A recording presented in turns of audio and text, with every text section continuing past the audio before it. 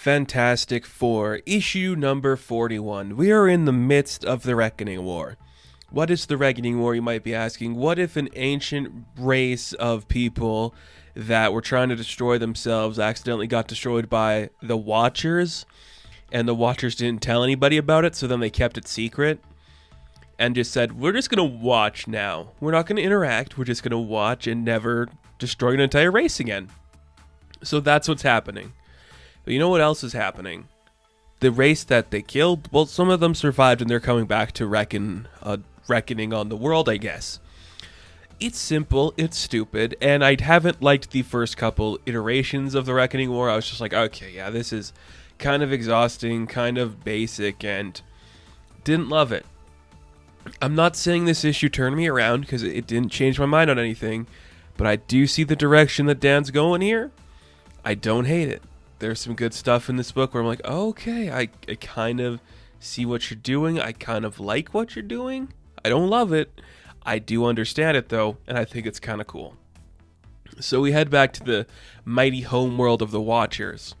Uatu's like, remember when we did that thing? Well, that thing's coming back to haunt us, and the Watchers are like, we're still not going to do anything about it. You're arrested because you gave powers to a mortal, and now Nick Fury's bald, and he is literally a Watcher, who's an unseen Watcher, so you're arrested. And Uatu's like, but Dad, come on. I guess Uatu has a dad. I never would have guessed that. Mainly because I don't care. Like, I think Uatu is a fun character in concept, but I don't care what he does or anything about him. He should be used scaringly, and he just shows up sometimes, but an event about him, what the hell, Dan Slott? I'll go along for the ride. Uatu is imprisoned. Cool. We head back to Shire Space, where Reed in the last issue just dropped the bombshell to Ben, like, I'm going to die in 3 days. Ben's like, why did you just say that? What does this have to do with anything going on? What do we do now? We see that the Rapture woman who Ben and Reed saw in a future version of themselves when Ben ultimately dies at the hands of Reed is because of her. She's here of some dude, and she's just like, okay, I guess we're fighting these dudes now. Ben is out for blood when it comes to Rapture. He's going in for the kill, and she's like, I don't even know who you are. Ben's like, you'll see in the future. She's like, okay, yeah, you've seen something in the... Okay, cool. I'll fight you. I'll just end it now. And you just see Ben's like, come on then, let's get to a fight, let's see what happens here. And surprisingly, I like the way the fight turns out. If there's one character in the Fantastic Four I think Dan Slott really gets and knows how to write perfectly, it's Ben Grimm. Maybe it's because he's a New York kid and Dan's just like a huge New York guy.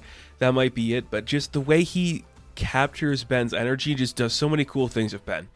So Rapture has like this weird lightsaber looking necro sword. She slices it onto Ben's hand and it shatters his wedding ring.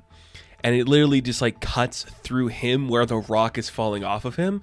But the part of him that is upset the most is the fact that his wedding ring broke. And it's incredibly powerful.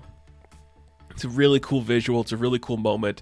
And you just see Reed like, oh shit. And he just literally wraps up Ben. And he's literally the only thing holding Ben together right now from falling apart is Reed holding on to him, leaving She-Hulk and Jack of Hearts to go follow them into wherever they're headed to. So it's like some weird crystal that could destroy the nexus of reality.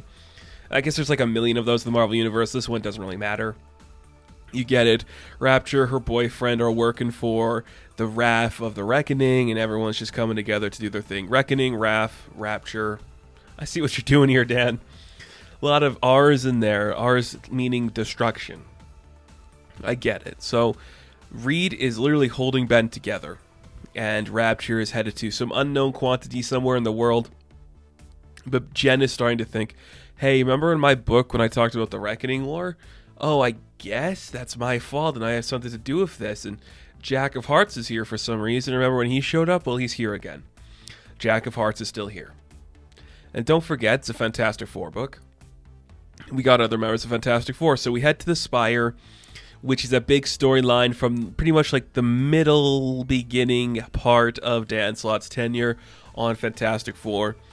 These are the Unparalleled, and it's just like this group of superheroes from a hidden world that potentially bestowed the cosmic rays emanating from their planet towards affecting the Fantastic Four when they went on their first voyage.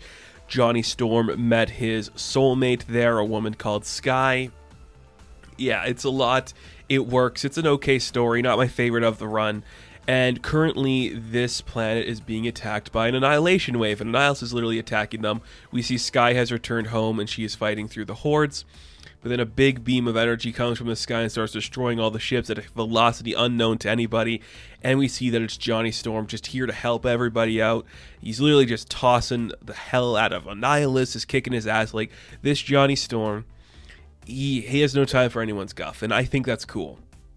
You know, because he's angry in a way we haven't seen Johnny angry before. He's just sick and tired of all this. He rips the cosmic rod off of Annihilus. He's like, just go home, dude. Can we stop this later? Because Annihilus really thinks Johnny's going to kill him, and there's like an intensity in his eyes that would include that he would kill him. So it's very cool. Johnny's like, okay, well, that guy might be back, but he probably won't be back because he's a little bit of a pussy. But right now, there's a war going on. A reckoning war is going on. We have to deal with. If, like, you know, your superhero team wants to help me, I could use it. You know? Like, the world's going to fall apart. All space and time could potentially be destroyed because of what's going on in space. If you guys want to help us. And Johnny sees that Skye has bonded with Citadel. That is her new hubby-bubby, and you just see Johnny is a little heartbroken because I think it's complicated, but there was a connection to Skye that he had, and now it's just really interesting, you know, that he's just broken again. It's a classic Johnny Storm trope. It's one I actually like. He ruins every relationship he has. I don't think Johnny Storm needs to be perpetually the single bachelor, but he should never be the guy in the room that's in the healthiest relationship. That is just what I always think. So his soulmate has bonded to the other person. Makes sense to me. So it looks like the Unparalleled are going to help Johnny out. Some more, you know, Dan Slott creations coming in here to do things to save the day, and everyone's coming together. Everyone in the world's coming together. You know, we got, you know, Jack of Hearts, and we got the Spire now. But what's going on in Asgard? In the last issue, we saw Silver Surfer's like, I have a Herald thing to deal with. I thought it was going to be a tie-in to, like, the Thor comic going on. It's not. Guess what? Guess what? This is insane. It's insane. This part of the book to me is where you got me. I'm very intrigued of what you're doing here. All of the heralds and previous heralds of Galactus are showing up to pretty much like bestow their power on the corpse of the Galactus in an attempt to resurrect him. Thor, because he like mounted the head in Asgard, shows up because he was a herald of Galactus, and he's like, okay, I guess we're charging this thing. Let's do it. I'll use my Thor powers on top of my herald powers to charge it. Then they see from the wreckage of some random area that the Destroyer armor is coming to do it too, because in some story that I can't remember, the Destroyer armor was a herald of Galactus.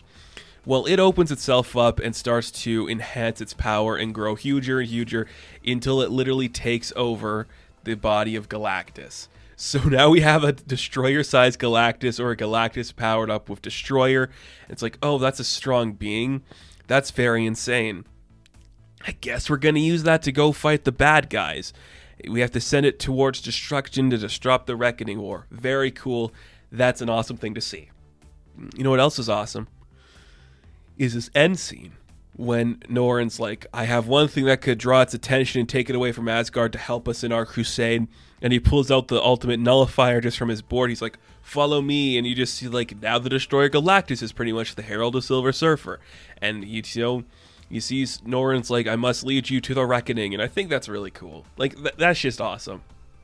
I think this interpretation of, like, using Galactus is cooler than what Donny Cates did when, like, Thor became the Herald. It's all stupid and silly, but I just think this is cooler. I don't like the idea of, like, the big black cloud destroying Galactus and Thor having to kill him to destroy the thing itself. I like this where it's like, hey, here's a corpse.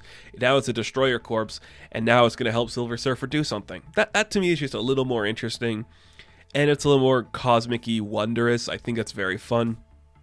So that's where the book ends. A lot of cards on the table, a lot going on in this Reckoning War. I still don't think it's like a 20 years in the making book like Dan Slott keeps saying, but I guess it is. Like he said that, so okay, man, I'll believe you. But I don't, because why would it be? It feels too, like, easy for it to be something you thought of for a long time, but whatever, man. You do you. Still a fun book. This one was better than the past couple, so I will give you credit. It's hooking me a little bit more than previous issues. So Fantastic Four issue number 41, I am going to give a 7 out of 10. Now, thank you guys for watching this review. Be sure to like and subscribe to the channel. As always, you can check me out on Instagram, TikTok, and Twitter. And I will catch you in the next one. Have fun. Stay safe. Good luck.